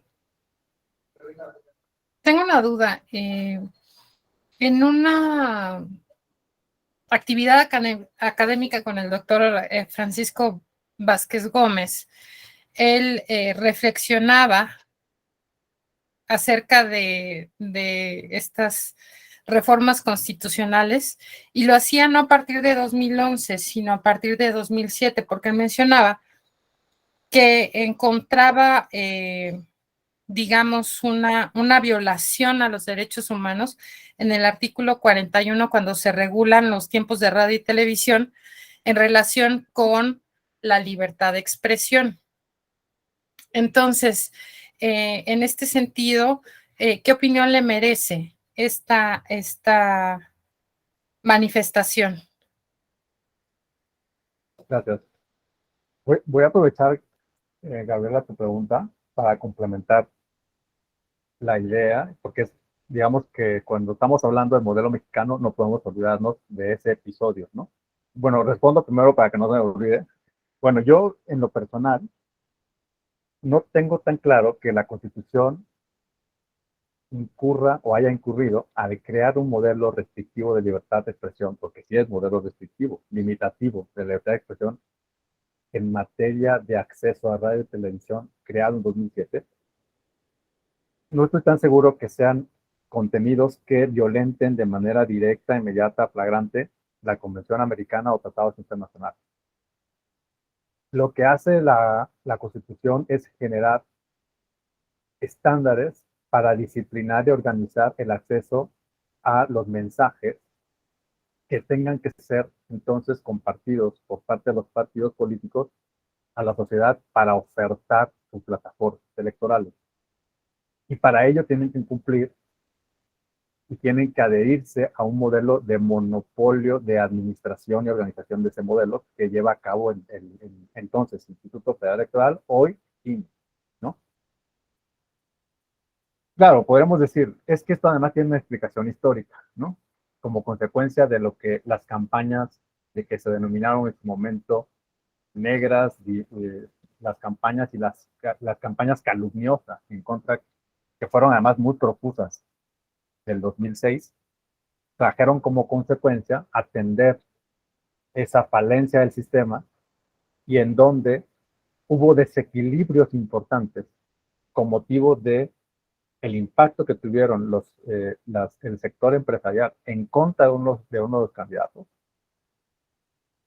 y esa libertad que en su momento se explotó a la máxima expresión para atacar, para calumniar, para generar una campaña sucia, ¿no? Como se le llamó, en contra de los candidatos y además con un impacto casi inevitable en torno a la percepción de la opinión pública frente a las elecciones que estaban ya en la puerta. Eso explicó, digamos, en lo práctico, que la reforma se diera a nivel constitucional en ese sentido. Pero eso violaba los tratados internacionales o violó desde ese momento. Yo opino que no, porque en realidad, bueno, lo que digo es que no está claro, ¿no? No voy a decir tajantemente que no. Sí hay que admitir que hay, como digo, limitaciones a la libertad de expresión, porque el hecho de que yo genere un espacio en donde yo no puedo eh, compartir mensajes, compartir expresiones, compartir discursos en materia política sin que pase por el INE y haya un análisis previo, pues bueno, no se ha considerado como un control previo, pero sí un control de lo que los partidos y los candidatos pueden poner en la opinión pública, lo que hace es otorgarle o concederle la responsabilidad a un órgano del Estado con relevancia constitucional para, eh, sobre todo, equilibrar que los que van a participar en la contienda electoral mantengan las mismas condiciones y una igualdad de armas en la propaganda político-electoral que puede proferirse a nivel de opinión pública cuando estamos de frente a un proceso electoral. Creo que eso, por ejemplo, si yo lo coloco así, con esa formulación, frente a una norma internacional, yo me preguntaría qué norma internacional estoy violando.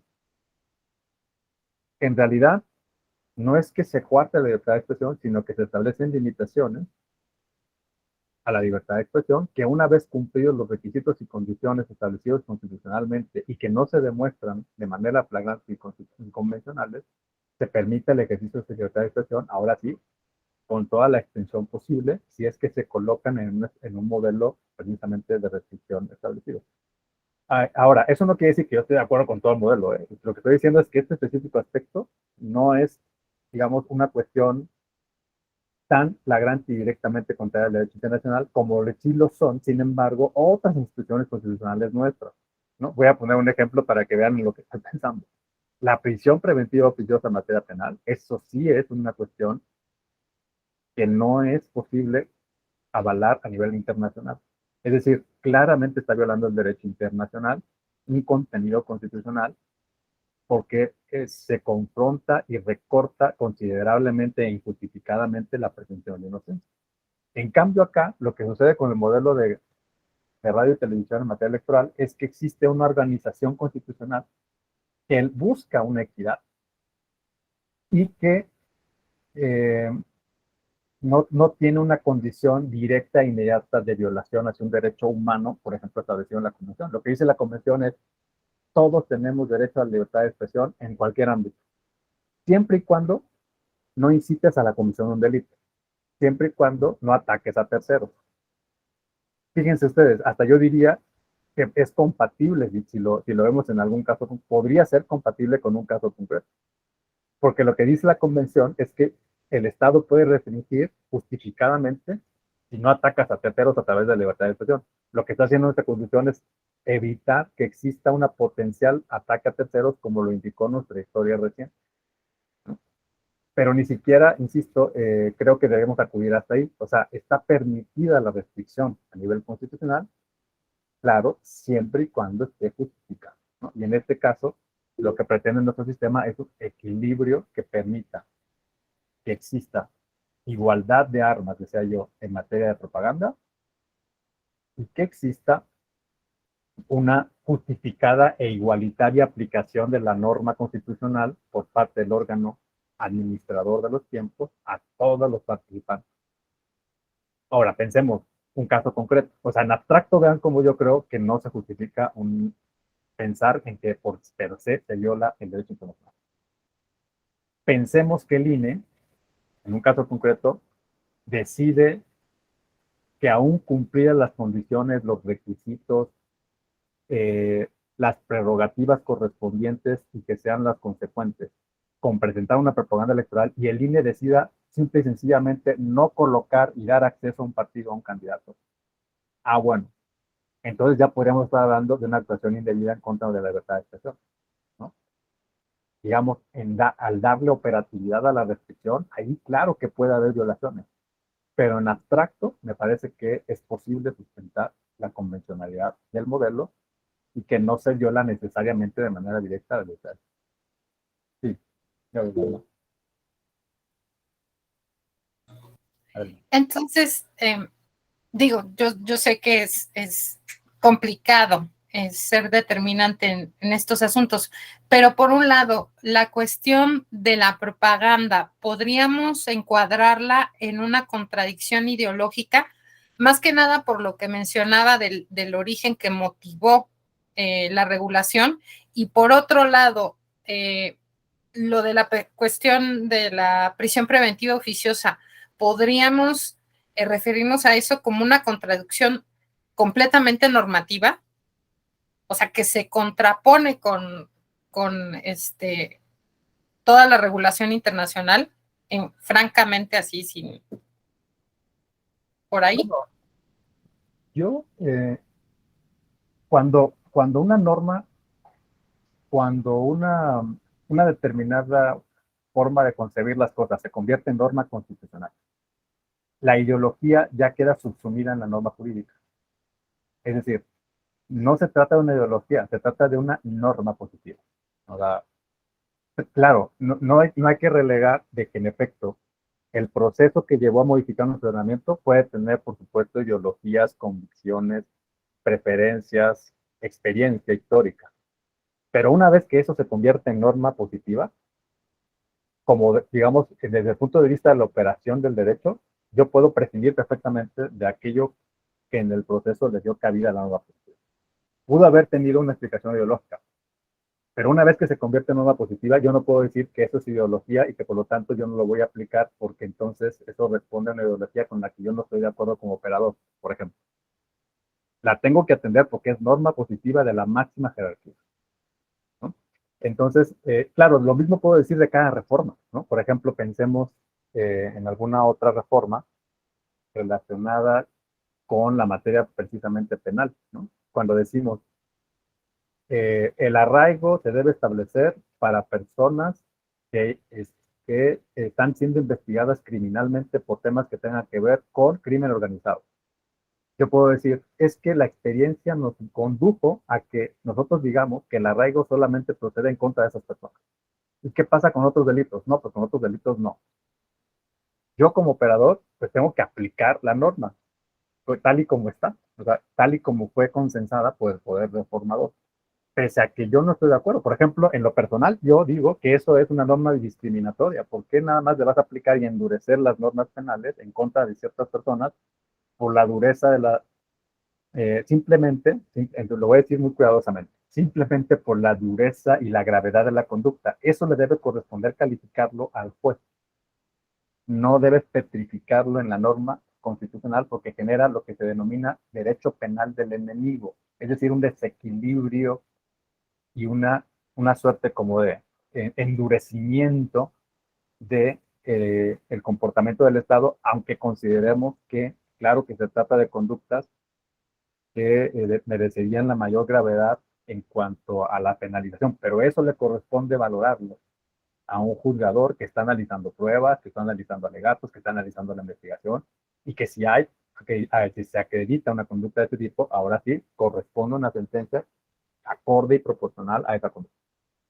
Entonces, sí, yo diría que, claro, tiene que ver mucho también con la teoría del derecho desde la que nos manejemos, ¿no? Si somos juristas que entendemos el derecho solo a partir de la idea de que el derecho está aportado por la norma positiva, entonces lo que dice la Constitución, a eso debemos atender, prescindiendo de que de las maneras en las que llegó allí, ¿no?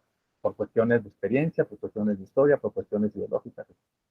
La cuestión de la prisión preventiva oficiosa, igualmente, ¿no? Pero aquí lo que hay, digamos, como adicional, ¿no? Es que ese tema sí es claramente contrario al derecho internacional. Es decir, como que de manera convencida, al haber aprobado el poder reformador de la Constitución, tuvo que haber sido consciente de que iba en contra del principio de presunción de inocencia establecido en tratados de los que México es parte.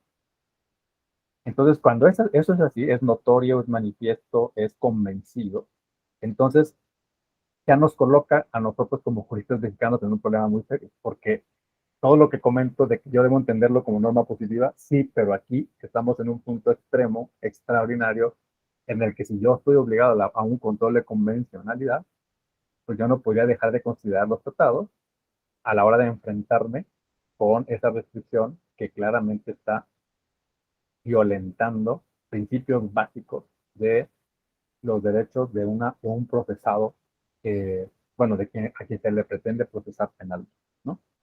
En ese sentido, yo en otro país diría, tiene que cumplirse lo que dice la Constitución, pero en México, con estos contenidos, tenemos que pensar en fórmulas que nos permitan. Nunca se ha hecho, por ejemplo, en México la inaplicación de la Constitución, pero creo que en este caso existen las condiciones como para que podamos pensar en una formulación jurídica que yo le he llamado que extirpe la contaminación interna de nuestro parámetro, es decir, dejar sin efectos la prisión preventiva. ¿Pero por qué? Porque eso no hay duda de que nos va a llevar a una condena internacional, porque está clarísimo, lo voy a decir así, que es contraria a la presunción. En cambio, en el modelo, por ejemplo, que acabamos de comentar de Rayo, yo si lo pongo así, pues yo voy a decir no, o sea, no, ahí no hay duda en que, más bien, ahí no tengo por qué tener certeza respecto a una incompatibilidad internacional. Al contrario, el derecho, tal y como está establecido en la Convención, dice que podemos restringir siempre y cuando esté justificado, esté proporcionado y respondamos a ciertos valores democráticos, ¿no? Por eso no es lo mismo, es decir, son como dos ejemplos extremos que sí nos colocan en situaciones.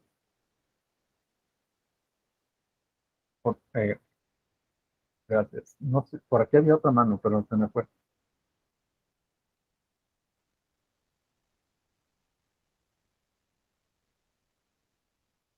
O no sé si Gabriela, tuvieras alguna cuestión adicional.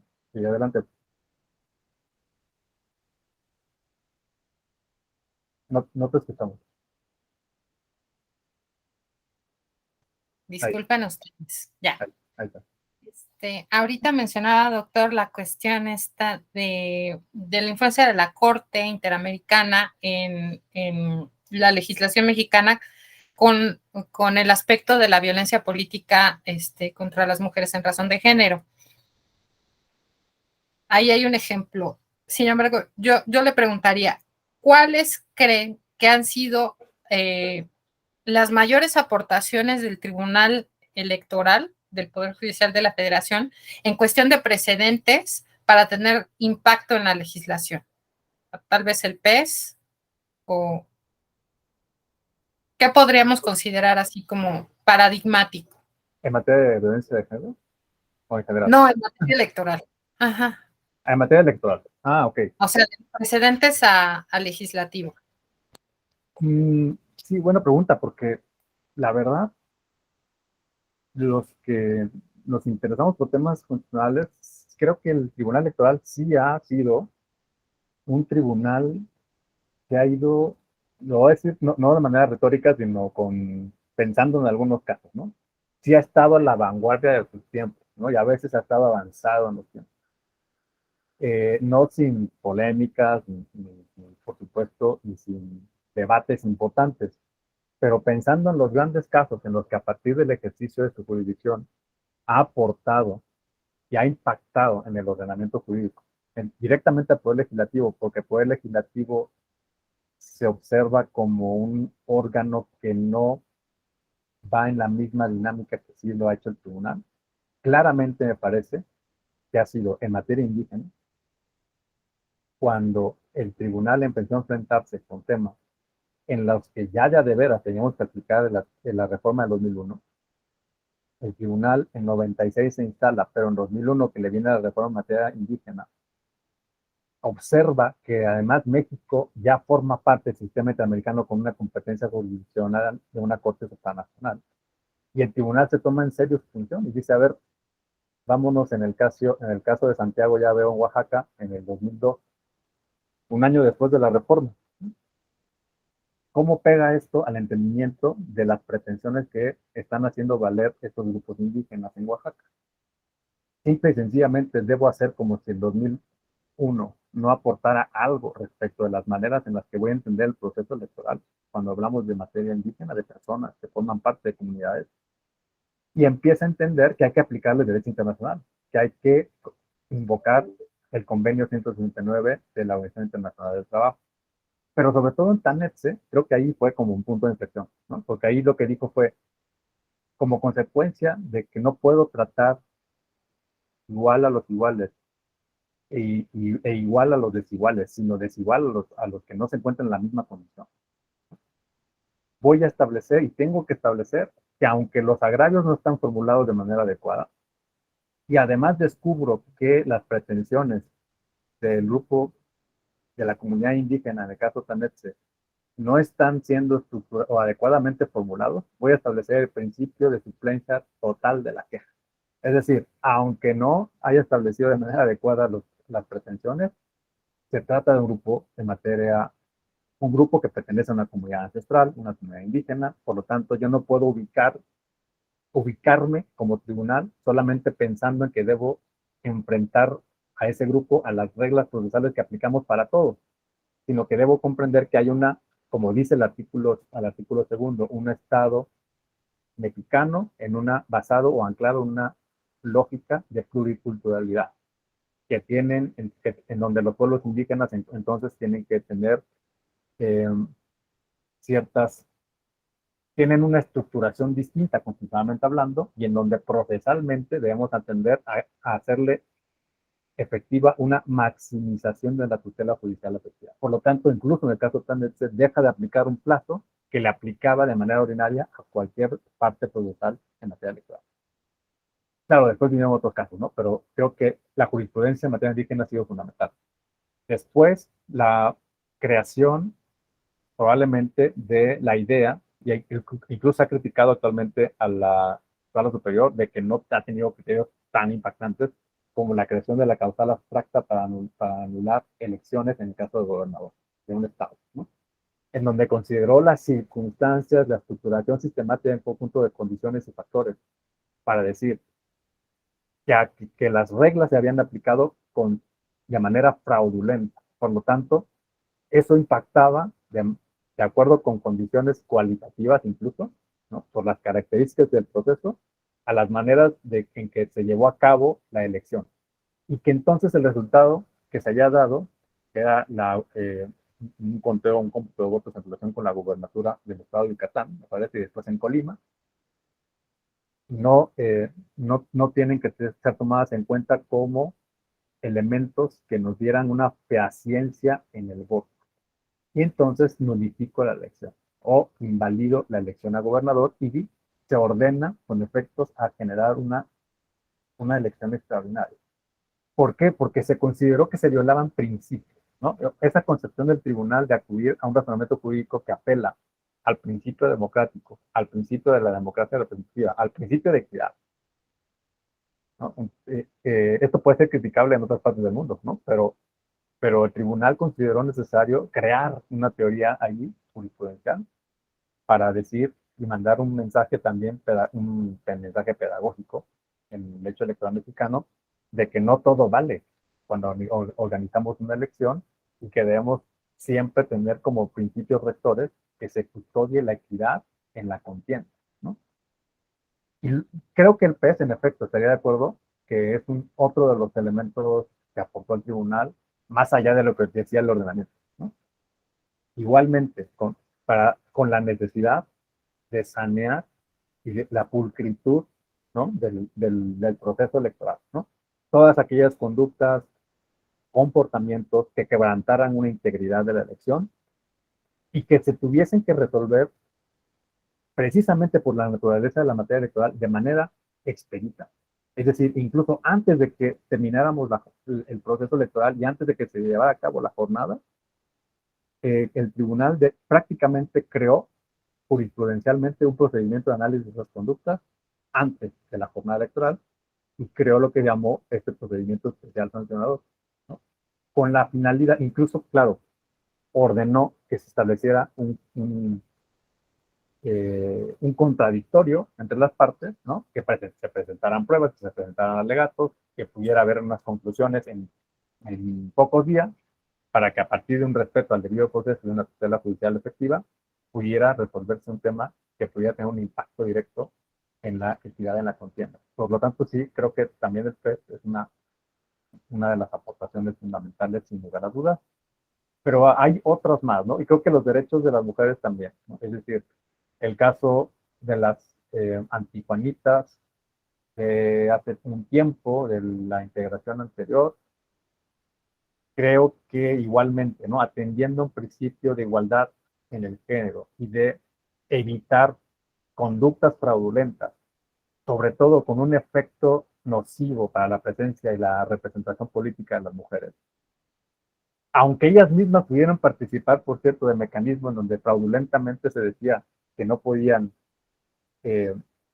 o que siendo titulares, ellas mismas, las mujeres, pudiesen considerar en algún momento dado bajarse de la candidatura para dar lugar a una candidatura suplente de un hombre, el tribunal se convirtió en una suerte como de órgano rector de las maneras en las que debemos conducirnos para lograr la igualdad de género y al menos evitar conductas fraudulentas que permitieran la subordinación política de las mujeres en un tema como este, ¿no? De la suplencia en las candidaturas. Pero luego vinieron otros muchos más. Creo que esta integración ha crecido muchísimo en materia de igualdad de género.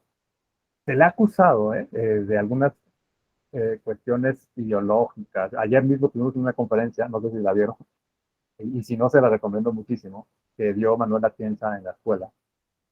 Y bueno, para él hay muchos temas en materia de género que incurren en una ideología que para él es ilegítima y que no es necesaria, dice él, para respetar la igualdad, para respetar la no discriminación.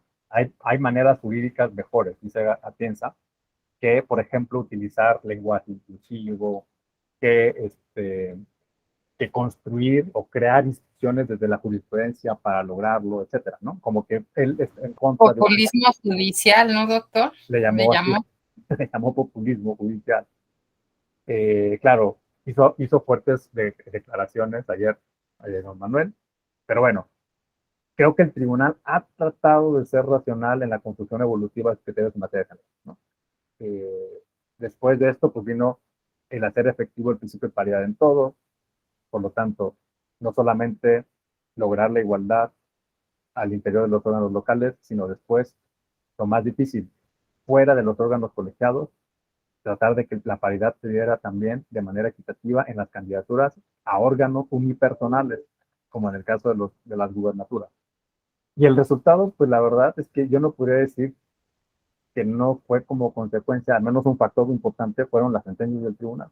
Es decir, tenemos más gobernadoras, en parte, lo voy a decir así, los magistrados dicen que es por ello, ¿no? Digamos, en parte porque las sentencias del tribunal dijeron que los partidos están obligados a presentar candidaturas en una lógica paritaria, incluso a candidaturas de gobernador, ¿no? Cuando hubiera procesos simultáneos de gobernatura, como sucedió en el 2021. Y luego el principio que propició la igualdad perfecta en la integración de la Cámara de Diputados, ¿no? Dice Atienza que no digamos diputados y diputadas. La Cámara de Diputaciones, ¿no? 50% mujeres, 50% hombres. Eso es un valor intrínseco por sí mismo en la democracia. Yo digo, pues la verdad, es difícil decir que no. O sea, es un progreso y una exigencia democrática que el tribunal reconoció como lo reconoció así y dijo, voy a hacer ajustes en la representación proporcional para que se permita un 50 y un 50. Oiga, que eso le va a quitar un espacio ganado a un partido. Pues sí, ¿no? Pero no podemos dejar de considerar jueces constitucionales que somos en hacer realidad y efectivo el principio de paridad en todo. Y por eso se colocó una organización de curules que permitió este porcentaje de 50-50.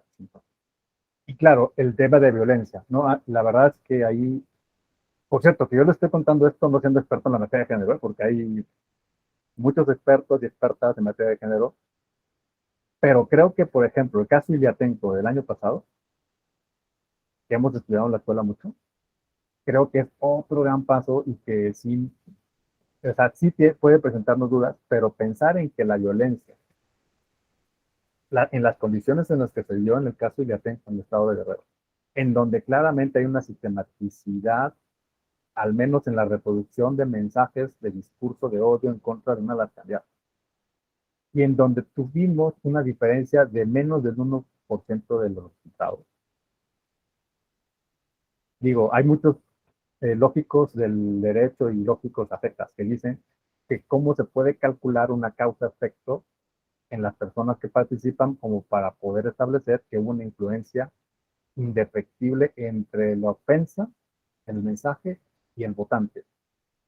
Los juristas no podemos establecer, la verdad, no tenemos las herramientas para establecer esa causalidad. Tenemos que hacer inferencias. Y el tribunal avanza en esa sentencia diciendo, no dice que no le corresponde hacer inferencias, simplemente, más bien, no dice que no le corresponde hacer un ejercicio intelectual en el sentido de establecer la causalidad, porque eso no está en el mundo del derecho, ¿no? Pero sí dice que tiene que hacer inferencias probatorias. Y a partir de ahí avanza y dice, esto será la primera vez en la historia que estableceré que es inválida una elección, porque yo teniendo parámetros en la Constitución de que las diferencias del menos del 5% tienen que llevarme a establecer nulidades de elección, aunque no esté la materia de violencia política de manera explícita. En este caso, lo configuro como una causal que me va a llevar a invalidar una elección con violencia con motivos de género. Entonces, bueno, insisto, hay muchísimo, ¿no? Pero creo que el tribunal lo ha hecho todo esto a partir de aproximaciones internacionalistas, aunque es solamente un factor, ¿no? Pero sobre todo con convicciones de que en la materia electoral no podemos tener una apreciación del derecho solamente a partir de ideas formalistas o solamente a partir de la idea de que debemos llegar a las últimas consecuencias de lo que nos indica una teoría estándar de la prueba. No. Si hacemos eso, un tribunal electoral se convierte aquello que nos decía Montesquieu, precisamente con lo que empecé, ¿no? Un tribunal que solamente hace cumplir los designios legislativos. Si es un tribunal constitucional de veras, tiene que darle sentido, fuerza, fortaleza, pero con racionalidad y justificación. Eso es lo que Atienza ayer sobre todo lo enfatizó, y ahí no podemos estar de acuerdo con él, ¿no? Tiene que haber fortalezas justificativas, argumentativas, que permitan entender la decisión, ¿no? Porque si eso no lo hace y nada más afirma cuestiones a partir de preferencias personales, de convicciones o ideologías subjetivas, pues por supuesto que es criticable una sentencia de este tipo, pues, ¿no? Pero creo que se ha esforzado, sobre todo el tribunal en la integración anterior, bueno, desde el principio. La verdad es que desde la primera integración, que hubo casos emblemáticos, se fue esforzando de manera importante para ser copartícipe legislador en materia electoral, al grado de que, por ejemplo, las reformas electorales regularmente abrevan de la jurisprudencia y pretenden actualizarse en lo legislativo de lo que la jurisprudencia ya ha venido diciendo muchos años atrás. Y creo que eso no se puede decir del juicio de amparo en México, ¿no? Es una cosa que ha funcionado en lo electoral y que lamentablemente en materia de amparo no vemos, porque en materia de amparo persiste una manera de aplicar el derecho, la verdad, formalista, ¿no?